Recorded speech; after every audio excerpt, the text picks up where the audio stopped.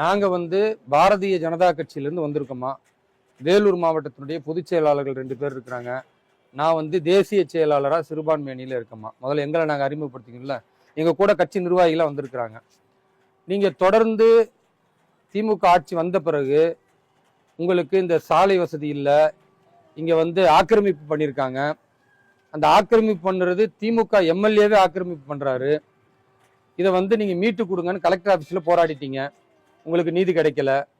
அதே மாதிரி இங்க மாநகராட்சி கமிஷனர்ல இருந்து இந்த ஊர் பஞ்சாயத்துல இருந்து எல்லாரிடத்திலும் போராடி இது வரைக்கும் உங்களுக்கு நீதி கிடைக்கல. கடைசியா நீங்க முதல்வர்கிட்டயே மனு கொடுத்திருக்கிறீங்க, அப்பயும் உங்களுக்கு நீதி கிடைக்கல. குறைந்தபட்சம் இங்க ஏறக்குறைய ஒரு 2000 பேர்கிட்ட வாழ்றீங்க.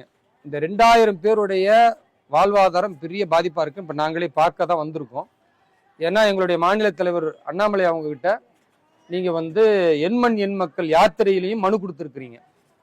அவர் தான் என்ன சொல்லியிருக்கிறாருன்னா, இதை நேரடியா போய் பாருங்க, மக்கள் பிரச்சனை என்பதை நம்முடைய பிரச்சனையா கையில் எடுத்து அந்த மக்களுக்கு தீர்வு கிடைக்கிற வரைக்கும் நாம போராடி அந்த மக்களுக்காக சிறைக்கு போனாலும் பரவாயில்லை, அவங்களுக்கு வாழ்வாதாரத்தின் அடிப்படை உரிமையே ஒரு சாலை வசதி தான். அதையே திமுக எம்எல்ஏ மடக்கி வச்சிருக்கிறாங்கன்னா அதை நம்ம மீட்டு கொடுக்கணும் அப்படின்னு சொன்ன அடிப்படையில இன்னைக்கு நாங்க கட்சி நிர்வாகிகள் வந்திருக்கிறோமா. யாராவது ஒரு 2 பேர் மட்டும் ஒவ்வொருத்தரா இங்க அடிப்படையில என்ன பிரச்சனைன்றத சொல்லுங்க. ஒருத்தங்க ஒரு பெண் பேசுங்க, ஒரு ஆண் பேசட்டும். முதல்ல ஒரு பெண்ல இருந்து ஒருத்தர் பேசுங்க, நாங்க உள்வாங்கிக்கிறோம். அப்புறம் யாராவது சொல்லுங்க. எவ்வளவு காலமா இங்க இருக்கிறீங்க? 40 வருஷமா இருக்கீங்க. 40 வருஷமா இந்த வழி இருந்துச்சா? எத்தனை வருஷமா திமுக எம்எல்ஏ இந்த வழியை மறிச்சாங்க? இந்த 3 வருஷமா வழி மறிச்சிருக்கிறாங்க திமுக ஆட்சி வந்த பிறகு. சரிங்க, இப்ப நான் கேட்கறது என்னன்னா, இப்ப கலெக்டர்கிட்ட கொடுத்துருக்கீங்க, மாநகராட்சிக்கு கொடுத்துருக்கீங்க, இந்த ஊர் பஞ்சாயத்து கொடுத்துருக்கீங்க, முதல்வர் ஐயாக்கு அனுப்பி இருக்கிறீங்க. இவங்க எல்லாம் ஏன் நடவடிக்கை எடுக்கலன்னு நினைக்கிறீங்க? ஓ, நீங்க கேஸும் போட்டிருக்கிறீங்க. சரி சரி, அப்பவுமே இன்னும் தீர்வு கிடைக்கல.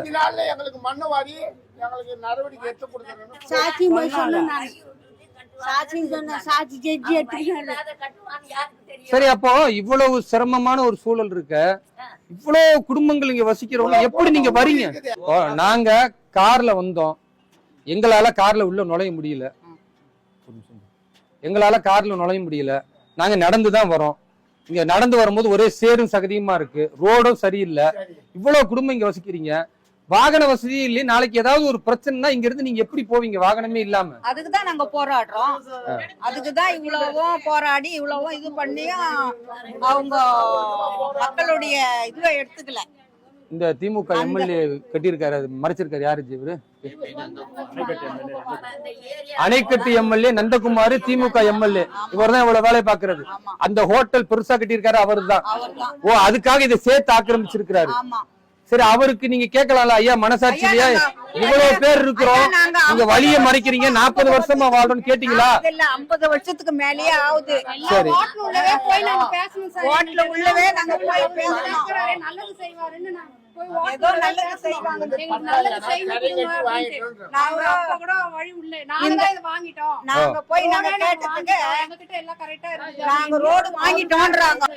உங்களை மாதிரி கஷ்டப்படுற வேலூர் மாவட்டத்துல, அதுவும் வேலூர் நகரத்துல, இவ்வளவு பெரிய ஹாட் சிட்டில இவ்வளவு மக்கள் வசிக்கிற இடத்துல உங்களை வெளியவே போக முடியாம இன்னும் ஜெயில் கைதி மாதிரி பாதையை அடைச்சு வச்சிருக்காங்கன்னா, நான் உங்கள்கிட்ட கேட்கிறேம்மா, பாரதிய ஜனதா கட்சி சார்பா உங்களுடைய மாநில தலைவர் அண்ணாமலை அவர்களுடைய கட்டளைக்கு நாங்க உங்கள்கிட்ட பேசணும் இல்லையா?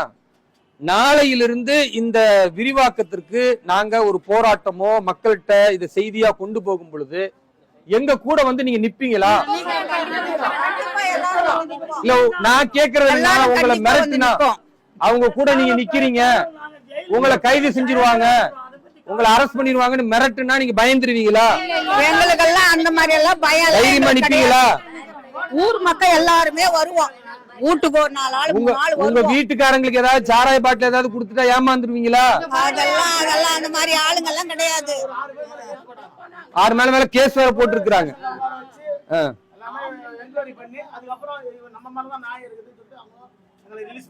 சரிம்மா, இப்ப நான் என்ன கேக்குறேன்னம்மா, நல்ல காவல்துறையா இருந்தாலும் திமுக ஆட்சியில, அதுவும் நீங்க எம்எல்ஏவுக்கு எதிரா இந்த மாதிரி வழி கொடுக்கலன்னு எதிர்த்து போராடுனா கண்டிப்பா காவல்துறை நமக்கு எதிராக தான் இருக்கும். ஏன்னா காவல்துறை கைகள் கட்டப்பட்டிருக்கு. அவங்க வந்து சுயமா முடிவெடுக்க முடியாது. எம்எல்ஏ என்ன சொல்றாங்க, அமைச்சர் என்ன சொல்றாங்கன்னு தான் கேட்பாங்களே தவிர சட்டம் என்ன சொல்லுது, நியாயம் என்ன சொல்லுதுன்னு கேட்கிற காவல்துறை இன்னைக்கு இல்ல. அதனால நம்ம என்ன பண்ணுவோம்னா போராடி தான் இதை மீட்கணும். நீங்க எல்லாரும் தயார்னா பாரதிய ஜனதா கட்சி உங்களுக்காக களத்துல இறங்கி உங்களுக்கு இந்த சாலையை மீட்டு கொடுத்து உங்களுக்கு ஒரு நல்ல வாழ்வாதாரத்தை நாங்க ஏற்பாடு பண்ணி, நீங்க நாளைக்கே ஏற்பாடு பண்ணுங்க. நாங்க எல்லாம் ஒத்து உழைக்கிறோம். எல்லா பெண்களும் தயாரா இருக்கிறீங்க. எல்லா பெண்களும் நாங்க தயாரா இருக்கிறோம். இந்த திமுக எம்எல்ஏவுக்கு எதிராக போராட அத்தனை பேர் உறுதியா இருக்கிறீங்களா? பயப்பட மாட்டீங்களா? மிரட்டினாலும் பயப்பட மாட்டீங்களா? எங்களுக்கு என்னங்க பயம்? எங்களுக்கு எதுக்கு பயம்? அவங்க கிட்ட திருடிடுமா? இல்ல அவங்க சொத்து கொள்ளடிச்சிடுமா? உங்க உரிமையை கேக்குறீங்க. சரி, அவங்க சொத்து கொள்ளடிச்சிக்கிறப்பா அவங்க கிட்ட நாங்க என்ன பண்ணோம்? எங்க உரிமையை நாங்க கேக்குறோம். ரோட்டுக்கு நடுவுல மண்ணை கொட்டி வச்சு உங்களை ஒரு ஆம்புலன்ஸ் வர முடியலங்க. ஒரு ஆம்புலன்ஸ் நாளைக்கு ஒரு உயிருக்கு ஆபத்துனா கூட ரொம்ப கஷ்டமா போயிடும்ல. ஒரு திடீர்னு ஒரு பேஷண்ட கூட்டு போறோம், ஆம்புலன்ஸ் எப்படி போவோம்? நாலா பக்கம் கார் விட்டுறாங்க, பார்க்கிங்ல நாலா பக்கம் கார் விட்டுறாங்க. இங்க பாருங்க அம்மா, நான் என்ன கேக்குறேன்னம்மா, அவரு திமுக எம்எல்ஏ நந்தகுமார் வந்து எம்எல்ஏ மட்டும் கிடையாது, மாவட்ட செயலாளர் வேற. இல்ல இல்ல இருக்கட்டும். என்ன நீங்க சொல்றீங்க மாவட்ட செயலாளர்னா என்னன்னா இருக்கிறதுலே பெரிய கட்ட பஞ்சாயத்து பண்றது, பெருசா ஆக்கிரமிக்கிறது, பெருசா ஆட்டையை போடுறது, இதுக்கு பேர் தான் மாவட்ட செயலாளர். சரியாமா? நீங்க என்ன பண்ணுங்கன்னா இவ்வளவு காலம் மத்த கட்சிகள்லாம் என்ன பண்ணுவாங்க, சும்மா வந்து உங்களுக்கு ஆறுதல் சொல்லுவாங்க. நாங்க ஆறுதல் சொல்ல வரல, உங்க கூட நின்று போராட வந்திருக்கோம். உங்களுக்கு நியாயம் கிடைக்கிற வரைக்கும், சட்டத்தின் மூலமா நியாயம் கிடைக்கிற வரைக்கும், இந்த ஆட்சியின் மூலமா நியாயம் கிடைக்கிற வரைக்கும், இந்த மண்ணை அள்ளுற வரைக்கும் நாங்க கூட நின்று போராடுவோம். கூடிய விரைவில் ஒரு போராட்டத்தை உங்களுக்காக பாஜக அறிவிக்கும், ஒரு 10-15 நாளைகளுக்குள்ள. அது எல்லாத்துலயும் நீங்க வரணும். நீங்க மட்டும் இல்ல, உங்க வீட்டுக்காரு, உங்க பிள்ளை குட்டி எல்லாத்தையும் கூட்டிட்டு வாங்க. மக்களுக்கு தெரியட்டும் இவ்வளவு குடும்பம் இங்க கஷ்டப்பட்டுக்கிட்டு வேதனையில இருக்கிறாங்க. ஒரு ஆம்புலன்ஸ் வர முடியல, ஒரு இறந்தா கொண்டுட்டு போக முடியாது, ஒரு ஆபத்துல இருந்தா ஒரு கத்தர் நாதி எங்களுக்கு இல்ல. இவ்வளவும் இந்த வேலூர்ல இவ்வளவு ஒரு ஹார்ட் சிட்டிக்குள்ள நடக்குது. ஒரு எம்எல்ஏ வந்து சொல்லுங்க. பொம்பளைங்க போறதுக்கே எங்களுக்கு பயம். அந்த ஓரத்துல லைனா உட்காந்துடுறாங்க ஆம்பளைங்க. ஒரு சமயம் போலீஸும் கண்டுக்கிறது இல்ல. எங்கேயோ ஒரு ஊருக்கு போறோம் வர்றோம், ஒரு பொம்பளை தனியா வரணும், ஆபத்து தானே.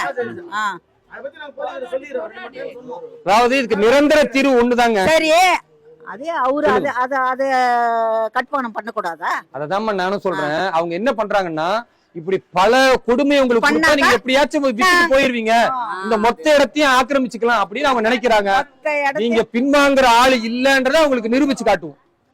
இந்த ஆக்கிரமிப்பை சட்ட ரீதியா எடுக்கிறதுக்கு என்ன பண்ணலான்றத நாங்க மாவட்ட தலைவர் மனோகரன் அவரோட உட்கார்ந்து பேசி ஒரு முடிவெடுத்துட்டு, அதுக்கப்புறம் அதிரடி விநாயகர் கோவிலுடைய இந்த தெருவுல அதிரடியாகவே எல்லாத்தையும் செஞ்சு உங்களுக்கு நாங்க மீட்டு கொடுக்கிறோம். சரியா? உங்க எல்லாரையும் சந்திச்சதுல ரொம்ப மகிழ்ச்சி. உறுதியா நில்லுங்க. கடவுள் நம்ம கூட இருக்கிறான். கடவுளை நம்பாத காட்டுமிராண்டி திமுக கூட்டத்தை எதிர்த்து நம்ம நிற்போம். சரியா? ரொம்ப மகிழ்ச்சிமா, ரொம்ப நன்றிங்கம்மா. சந்திப்போம். இப்போது இதெல்லாம் இப்படி நின்றா இதுக்கு வழியே இல்ல வெளியே போறதுக்கு. இங்க வாங்க. இது இப்படிதான் இருக்குமா? இப்படிதான் நோய் இல்லாம வரும்.